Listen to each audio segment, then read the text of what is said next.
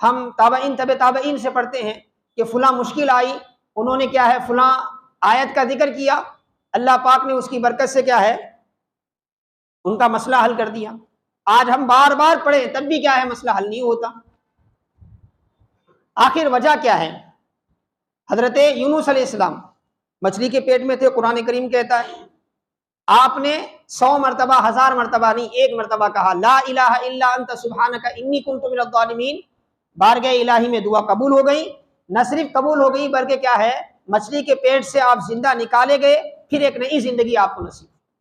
1 مرتبہ آپ نے کہا، ہم 1000 مرتبہ لا الہ الا انت سبحانک انی کنت من الظالمین پڑھیں، پھر بھی ہماری دعا ان کلمات کی برکت سے قبول ہونی چاہیے تھی، نہیں قبول ہوتی۔ حالانکہ حدیث پاک میں ہمیں بتایا گیا کہ کوئی بھی مومن کیا ہے ان کلمات کے ذریعے دعا کرتا ہے تو ضرور قبول ہوتی ہے۔ حدیث بھی اپنی جگہ صحیح ہے، قرآن کی آیت بھی حق ہے، اس میں کوئی ذرہ برابر شک نہیں، لیکن عملی طور پر ہماری زندگی میں ہم یہ تجربہ دیکھتے ہیں کہ بار بار ان آیت کا ورد کرنے کے باوجود بھی اس کے اثرات ظاہر نہیں ہوتے۔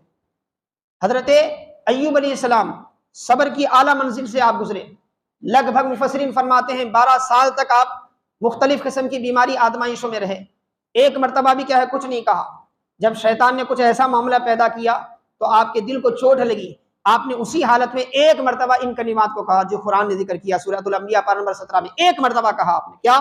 ربی انی مسنی الضر وانت ارحم الراحمین، مولا مجھے تکلیف ہوئی ہے اور تو تو بہت زیادہ رحم کرنے والا ہے، تو ارحم الراحمین ہے۔ 1 مرتبہ کہا، اللہ تعالیٰ نے کیا ہے ان کے لیے شفا کا انتظام کر دیا، ان کے سارے نقصانات کا ازالہ کر دیا۔ حضرت ابراہیم علیہ السلام آگ میں پھینکے جا رہے تھے، جبرائیل آ کے بولے کہ میں اللہ کے قریب ہوں، آپ کی کوئی بات ہے تو پہنچا دوں، تو آپ نے فرمایا کیا میرا رب میری حالت سے واقف نہیں ہے؟ یہ اس انداز سے تھا کہ باضابطہ آپ نے الفاظ دعا بھی نہیں کہے، لیکن الفاظ جو کلمات آپ نے ادا کیے اس میں اللہ کی ذات پر اتنا اعتماد تھا، اتنا تعلق تھا کہ بس ان کلمات کی برکت سے اللہ نے کیا ہے آپ پر جو آگ تھی وہ ٹھنڈی کر دی 1 مرتبہ۔ لیکن انہی کلمات کو ہم 100 مرتبہ بھی دہرائیں پھر بھی اس کے اثرات ظاہر نہیں ہوتے، حضرت خواجہ غریب نواز رحمۃ اللہ علیہ اپنے پیر و مرشد کے حوالے سے فرماتے ہیں، ہشت بہشت میں یہ روایت منقول ہے، خود غریب نواز فرماتے ہیں کہ ایک موقع ایسا تھا میں اپنے پیر و مرشد کے ساتھ تھا، ہم جنگل میں تھے، ہمیں ایک گاؤں کی طرف جانا تھا، راستے میں جو ہے ایک دریا ہوتی تھی، دریا میں طغیانی آئی ہوئی تھی، اس راستہ پار ہونے کے لیے کوئی ذریعہ نہیں تھا، سبب نہیں تھا، ہم نے سارے اسباب کوشش کر لیے، سارے ملاحوں سے بات کر لیا، کشتی چلانے والوں سے بات کر لیا، کوئی کیا ہے طغیانی میں اپنی کشتی ڈالنے کی ہمت نہیں کر رہا تھا۔ جب تلاش بسیار کے بعد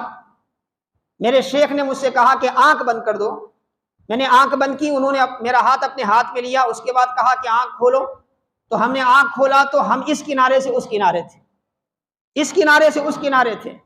میں نے اپنے شیخ کو دیکھ کر پوچھا کہ یہ کیسے ہوا؟ تو آپ نے فرمایا اسباب تو ہم نے دیکھ لیے، اس کے بعد مسبب الاسباب کی طرف میں متوجہ ہوا، تمہارا ہاتھ میرے ہاتھ میں لیا اور رب کا کلام میں نے پڑھنا شروع کیا، الحمدللہ رب العالمین، میں نے ولضالین پڑھا تو اللہ نے مجھے یہ سورہ پڑھتے پڑھتے اس کنارے سے اس کنارے پہنچا دیا۔ اب آپ پڑھیں سورہ فاتحہ، حالانکہ سورہ فاتحہ کی تاثیر اپنی جگہ ہے، احادیث میں ہے، صحیح بخاری میں روایت موجود ہے کہ ایک قبیلے کے سردار کو بچھو نے ڈھس لیا تھا، تو صحابی نے اسی سورت کو 1 مرتبہ پڑھ کے دم کر دیا تو اسے شفا ہو گئی، اس کا زہر زائل ہو گیا۔ آپ پڑھیں 7 مرتبہ پڑھ کے دیکھیں، 14 مرتبہ پڑھ کے دیکھیں، 170 مرتبہ پڑھ کے دیکھیں، پھر بھی تاثیر نہیں آ رہی، کیوں؟ کیا ہم رب کو رب نہیں مانتے؟ اللہ کے کلام کو تاثیر والا نہیں مانتے؟ کیا سورہ فاتحہ کو اللہ کا کلام نہیں مانتے؟ سب کچھ ہے، ایک چیز کی ہم میں اور ہمارے بزرگوں میں فرق ہے، ہمارے بزرگ